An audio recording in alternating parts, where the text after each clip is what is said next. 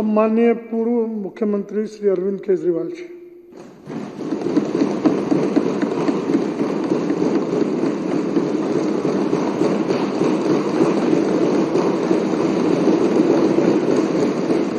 माननीय अध्यक्ष महोदय,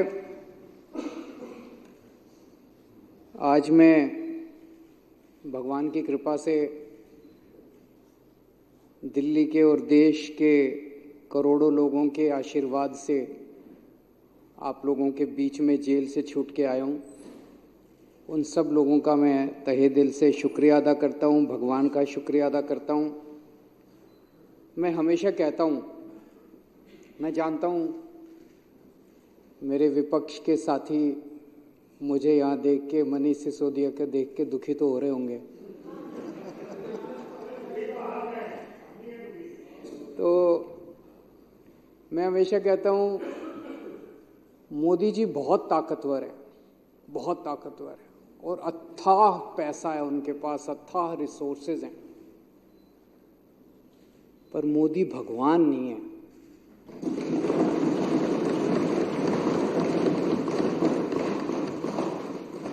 और भगवान तो है इस दुनिया में, कोई तो शक्ति है, कोई उसे भगवान कहता है, कोई उसे अल्लाह कहता है, कोई कुछ कहता है, कोई तो शक्ति है, वो हमारे साथ है। मैं माननीय सुप्रीम कोर्ट का शुक्रिया अदा करना चाहता हूं। आज हमारे देश के अंदर न्याय व्यवस्था तो है। अध्यक्ष महोदय, आज मैं मुख्यमंत्री जी के साथ सुबह एक रोड का इंस्पेक्शन करने गया था। दिल्ली यूनिवर्सिटी में सड़कें बहुत शानदार हुआ करती थी। मेरे पास जेल से छूटने के बाद कुछ लोग आए, उन्होंने बताया कि दिल्ली यूनिवर्सिटी की सड़कें ख़राब हो गई हैं। मैं आज रोड इंस्पेक्शन करने गया था और बहुत बुरा हाल था सड़कों का। तो मैंने मुख्यमंत्री जी को कहा कि इनको तुरंत ठीक करवाया जाए। उन्होंने आदेश दिए हैं और मैं उम्मीद करता हूं कि उस सड़क को जल्द ठीक करवाया जाएगा। हैं जी, आप तो मालिक हैं साहब, देखिए आप तो देश के मालिक हैं। मैं 3-4 दिन पहले एक भाजपा के बड़े नेता से मिला। मैंने उससे पूछा, मैंने कहा मुझे गिरफ्तार करके क्या मिला आपको, कुछ फायदा हुआ? बोले आपके पीछे से हमने पूरी दिल्ली सरकार डिरेल कर दी, हमने आपके पीछे से दिल्ली ठप कर दी। बड़ा खुश हो रहा था। मुझे बड़ा दुख हुआ सुन के, आक्रोश भी हुआ और स्तब्ध रह गया मैं। देश की राजधानी के 2 करोड़ लोगों की जिंदगी खराब करके उनको खुशी हो रही है। ऐसी कैसी पार्टी हो सकती है, ऐसे कैसे नेता हो सकते हैं जो दिल्ली ठप करके, दिल्ली के 2 करोड़ लोगों की जिंदगी खराब करके, परेशान करके, और वो खुश हो रहे हैं? क्या इतनी राजनीति इस स्तर पे गिर सकती है कि वोट लेने के लिए उनका मकसद क्या? उनका मकसद था कि हमारे को बदनाम करना, आम आदमी पार्टी की सरकार को बदनाम करना, ताकि उनको वोट मिल जाए। नॉर्मल वो देख चुके 3 चुनाव से लगातार, 3 क्या, ये तो 25-27 साल से, 97 से बाहर हैं, तो 23 और 4 27 साल से वनवास है।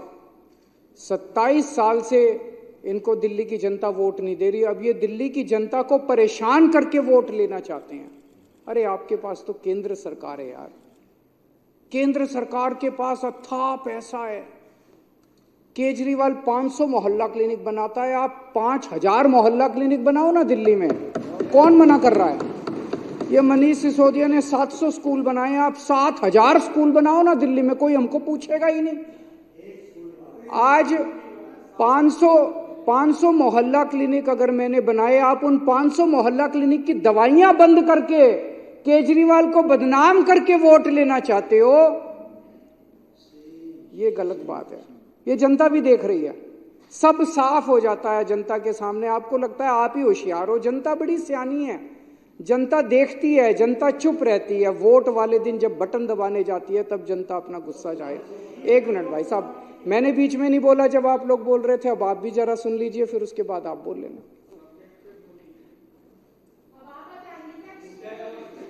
तो काम रोकने से, काम खराब करने से जनता वोट नहीं देगी। काम करने से, अच्छा काम करने से जनता वोट देगी। अच्छा काम करो। आपने मेरी गैर मौजूदगी में दिल्ली में सड़कों की रिपेयर बंद करा दी।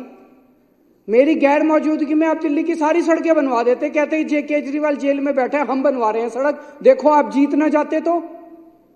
बाहर निकल के मैं किस बात पे वोट मांगता? आज मैं वोट मांगूंगा, केजरीवाल आ गया, अब तुम्हारी सड़कें रिपेयर कराऊंगा मैं।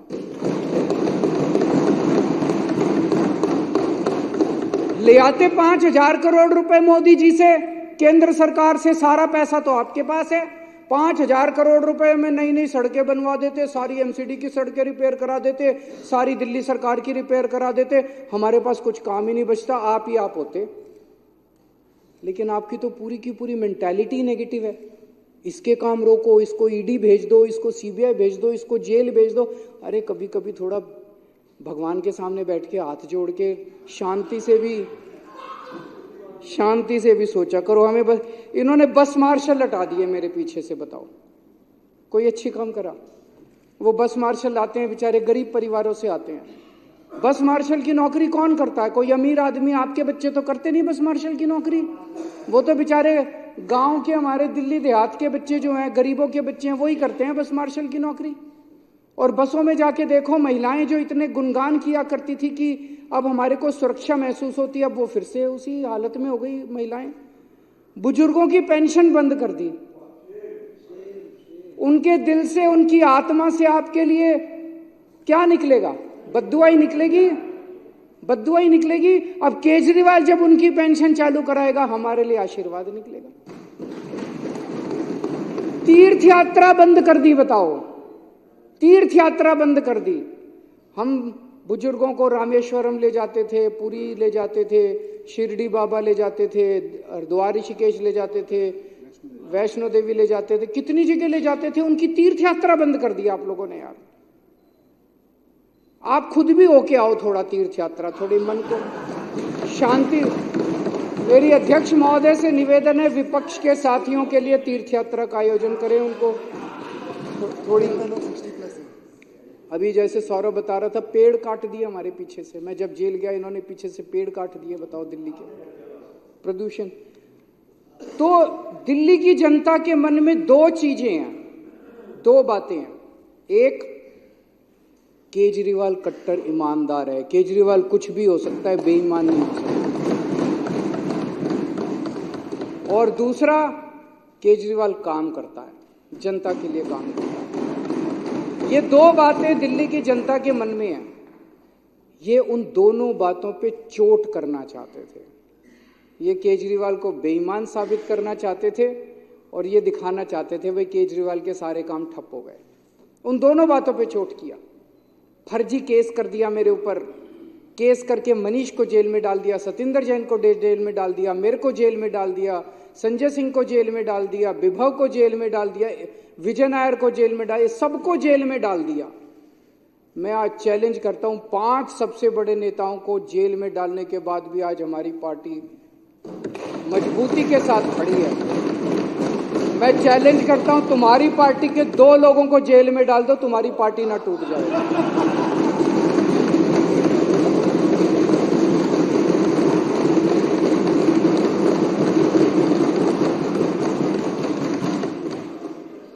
और इन्होंने ऐसा कानून लगाया मेरे ऊपर जिसमें बेल भी नहीं मिलती।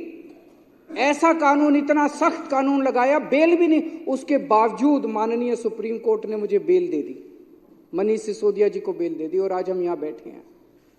जब मैं जेल से निकला, मैंने इस्तीफा दे दिया। किसी ने मांगा नहीं था, मैंने खुद ब खुद इस्तीफा दे दिया। और मैंने दिल्ली की जनता को बोला है, अगर आपको लगता है केजरीवाल ईमानदार है तो मेरे को वोट देना, वरना वोट मत देना। मैं दिल्ली में घूम रहा हूं अध्यक्ष महोदय, एक बच्चा, एक आदमी, इनके कट्टर बीजेपी वाले, आरएसएस वाले भी ये नहीं कहते कि केजरीवाल बेईमान है, कोई नहीं कहता। तो इनके सारे हथकंडे फेल हो गए केजरीवाल को बेईमान साबित करने के लिए। दूसरा ये साबित करना चाहते थे केजरीवाल के काम ठप हो गए। मैं दिल्ली की जनता को कहना चाहता हूं, आपका बेटा आ गया, आपका भाई आ गया। इन्होंने जितने काम ठप करे हैं सारे काम दोबारा शुरू कराऊंगा, एक एक काम शुरू कराऊंगा, जो करना पड़ेगा वो करूंगा, जैसे करना पड़ेगा करूंगा। दिल्ली की जनता को परेशान नहीं होने दूंगा, मैं काम ठप नहीं होने दूंगा। लोग कहते हैं जेल जाने से नुकसान हुआ, जरूर हुआ, मैं मानता हूं जेल जाने से बहुत नुकसान हुआ, पर केजरीवाल का नुकसान नहीं हुआ, मनीष सिसोदिया का नुकसान नहीं हुआ, दिल्ली के 2 करोड़ लोगों का नुकसान हुआ। आज जब घर से निकलते हैं अपनी गाड़ी लेके या कैसे भी, वो टूटी हुई सड़कों के ऊपर उनकी गाड़ी ऊपर नीचे होती है, प्रदूषण होता है उसकी वजह से। आज जगह जगह सीवर ओवरफ्लो कर रहे हैं, बस मार्शल हटा दिए इन लोगों ने। दवाइयाँ, मैं बात कर रहा था, टेस्ट बंद कर दिए। बताओ, अस्पतालों में टेस्ट बंद कर दिए यार, तुम लोगों ने दवाइयाँ बंद कर दी अस्पतालों के अंदर। ये सब ठीक नहीं है, ये सब ठीक नहीं है, अच्छी बात नहीं है। थोड़ा भगवान से डरो। अभिमान, किस रावण का भी अभिमान नहीं टिका था। मैंने अंदर गीता और रामायण बहुत पढ़ी और उसी का मैं आपसे हाथ जोड़ के पूरी विनम्रता से कह रहा हूं, अभिमान मत करो, अहंकार मत करो। अहंकार टिकता नहीं है, किसी का नहीं टिकता। इतिहास में किसी का अहंकार नहीं टिका। आप भी थोड़ा भगवान से डरो। अब चुनाव में जनता जवाब देगी कि केजरीवाल चोर है या केजरीवाल को जेल में भेजने वाले चोर हैं। जनता जवाब देगी कि जनता को काम रोकने वाले पसंद हैं कि काम करने वाला पसंद है। और अध्यक्ष महोदय, जब इतिहास लिखा जाएगा तब ये लिखा जाएगा कि एक मनीष सिसोदिया था जिसने दिल्ली के स्कूल बंद करे, उसको जेल में डाल दिया। जिसने दिल्ली के स्कूल चालू करे और स्कूल अच्छे करे, उसको जेल में डाल दिया। एक सतिंदर जैन था जिसने दिल्ली वालों की बिजली मुफ्त करी, दिल्ली वालों के लिए मोहल्ला क्लिनिक बनाए, दवाइयाँ मुफ्त करी, उसको जेल में डाल दिया, उसके काम रोक दिए। और एक बीजेपी थी जिन्होंने सारे काम रोक दिए। जब इतिहास लिखा जाएगा तो बीजेपी के भी कारनामे लिखे जाएंगे, मनीष सिसोदिया के भी, अरविंद केजरीवाल के भी और सत्येंद्र जी। अध्यक्ष जी, जेल से निकलने के बाद मैंने इस्तीफा दे दिया। मुझे इस्तीफा देने की कोई जरूरत नहीं थी। किसी ने, इन्होंने भी नहीं मांगा था मेरा इस्तीफा। इन्होंने तो पोस्टर लगाए थे इस्तीफा दो। मैंने जब दे दिया तो इनको ये समझ नहीं आया उन पोस्टरों का क्या करें। अब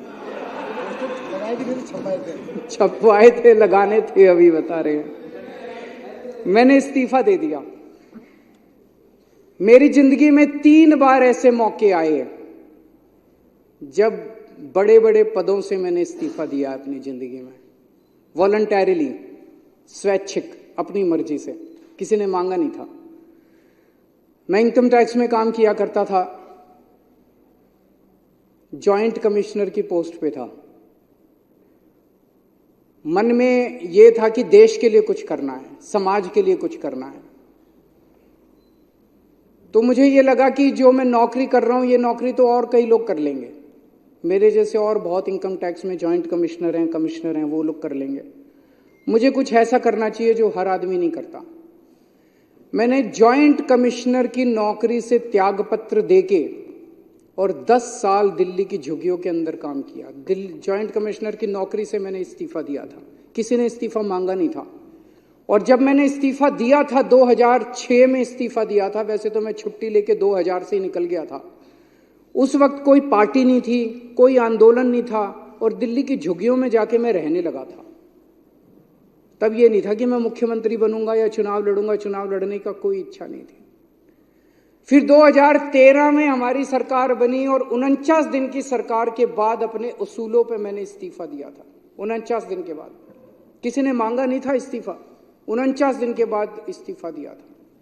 और अब तीसरी बार, अब जेल से निकलने के बाद मैंने इस्तीफा दिया है। मैं सत्ता के लिए नहीं आया, मेरे को सत्ता की जरा सी भी भूख नहीं है, मेरे को सत्ता का, पैसे का जरा सा भी लालच नहीं है। देश के लिए आए हैं, देश के लिए कुछ करने के लिए आए हैं। और दूसरी तरफ ये लोग बेचारे परेशान हो गए हैं कह कह के, भाई 75 साल का रूल आपने ही बनाया था, मेरे को कल एक आरएसएस के बहुत सीनियर नेता मिले, उन्होंने बताया, बोले जी आरएसएस ने अल्टीमेटम दे दिया है कि भाई 75 साल का रूल तो लागू होगा।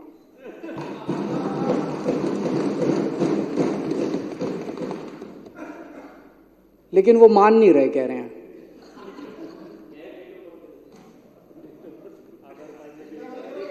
सत्ता छोड़नी बहुत मुश्किल है, सत्ता कुर्सी छोड़नी बहुत मुश्किल। एक मिनट, वो बोलने के लिए ललचा रहे हैं, मेरे बात बोलने में। सत्ता छोड़नी अध्यक्ष महोदय बहुत मुश्किल है, सत्ता का लालच छोड़ना बहुत मुश्किल है।